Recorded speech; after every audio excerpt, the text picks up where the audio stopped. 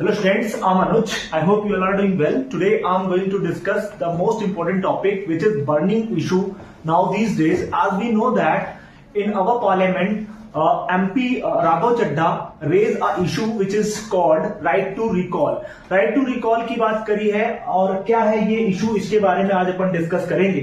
Firstly अगर हम समझें इसके बारे में तो आप समझिएगा राइट टू रिकॉल होता क्या है. जैसे मान लीजिए हमने एमएलए या एमपी को चुना. अब अगर हमने एमएलए एमपी को वोट देकर के चुना है तो क्या उसको हम वापस नहीं बुला सकते हैं वोट देकर के? तो बुला लेने का अधिकार ही राइट टू रिकॉल कहलाता है. यानी अगर कोई एमएलए या एमपी अथॉरिटेरियन रूल करने लगे, करप्शन करने लगे, या वो कोई क्रिमिनल बैकग्राउंड से आ जाए, या फिर वो कोई रेपिस्ट है, या फिर वो करप्शन करे, या फिर कोई मिस यूज अपने पावर का करे, तो क्या उसको हम राइट टू रिकॉल के थ्रू वापस नहीं बुला सकते हैं? यानी 5 साल की टर्म के पहले ही हम उसको बुला लें, इसी को कहते हैं राइट टू रिकॉल.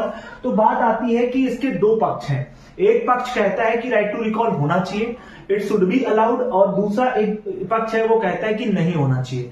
तो ना होने के जो विपक्ष का है, यानी ये क्या है, ये एक पॉलिटिकल डिजास्टर्स है या एक पॉलिटिकल विपन्स के रूप में काम कर सकता है. तो इसको समझने के लिए इस पूरे डिबेट को समझना पड़ेगा. तो अगर हम बात करें वाई इन न्यूज की, अगर देखो यहाँ पे हमने क्या लिखा हुआ है, वाई इन न्यूज, ये न्यूज में क्यों है, व्हाट्स रीजन बिहाइंड इट. तो Raghav Chadha raise right to recall in parliament, voters should be able to remove non performing जो आपके एमएलएज हैं या एमपीज हैं, है ना, वो विड्रॉ कर ले हम लोग 5 ईयर के पहले, है ना.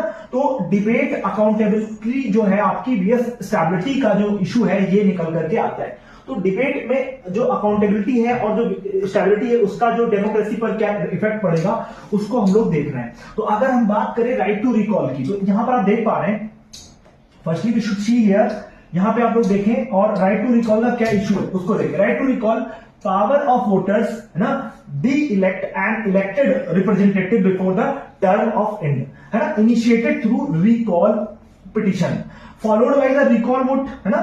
क्या ग्राउंड कौन कौन से हो सकते हैं? करप्शन हो सकता है, मिसकंडक्ट हो सकता है, और सीरियस नेग्लेक्ट ऑफ ड्यूटी. अगर वो ड्यूटी को परफॉर्म नहीं करते हैं तो ये आपका हो सकता है. सीरियस नेग्लेक्ट के बाद आपका जो लॉजिक दिया जा रहा है वो ये दिया जा रहा है, if voter can elect they should also recall.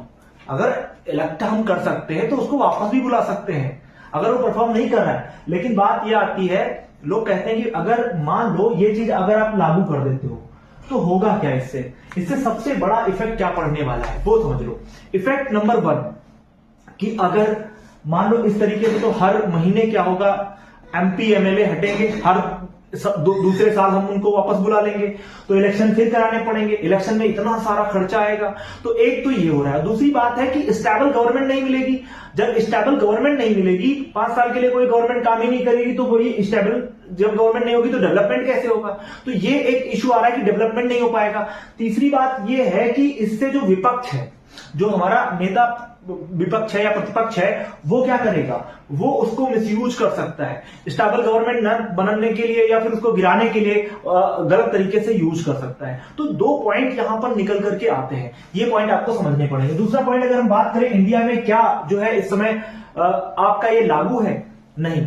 India में अभी एमएलए एमपी पर कोई रूल रेगुलेशन ऐसा नहीं है. देखो यहाँ पे लिखा है लोकल बॉडीज में सम स्टेट्स हैं. स्टेट में, इंडिया में ऐसे कुछ स्टेट हैं जहां पर जो लोकल बॉडीज हैं, लाइक जो प्रधान वगैरह के इलेक्शन होते हैं, उनमें क्या होता है कि प्रधान 5 ईयर के लिए चुन के आता तो है, लेकिन अगर वो कोई काम नहीं कर रहा है, मनरेगा में कोई घोटाला कर दिया उसने, तो उसको हम राइट टू रिकॉल के थ्रू वापस बुला लेते हैं. बट इंडिया में जो हमारे एमपीज हैं या एमएलएज हैं, उनके ऊपर ये लागू नहीं होता है. और इसी की मांग कर दी है राघव चड्ढा ने, और ये इशू आपका बन के आ रहा है. दूसरी बात आपको मैं बता दूं, बहुत ही इंपॉर्टेंट बात है, वो ये है कि जो राइट टू रिकॉल है वो दुनिया के 24 देशों में लागू है, यानी 24 कंट्रीज में लागू है. अगर हम बात करें यूएसए की, कैलिफोर्निया की, तो कैलिफोर्निया स्टेट में क्या होता है, अगर मेयर ने वहां के कोई भी ऐसा इशू कर दिया तो उसको वापस बुला लेंगे, 2 साल में ही वापस बुला लेते हैं. इवन हम स्विट्जरलैंड में देखें, वहां पर भी ये इशू लागू है. स्विट्जरलैंड वगैरह में भी ये इशू लागू है.